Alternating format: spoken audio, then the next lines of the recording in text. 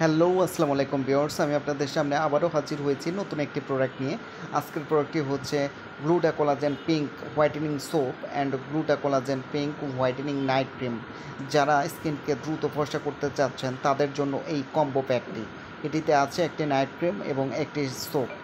এই সোপটি আসলে face and body সব জায়গায় ইউজ করতে পারবেন এবং এই নাইট ক্রিমটি এটা মুখের জন্য। যারা ফেসকে দ্রুত ফর্সা করতে চান তো গ্লুটা কোলাজেন পিঙ্কের বিকল্প কিছু নেই।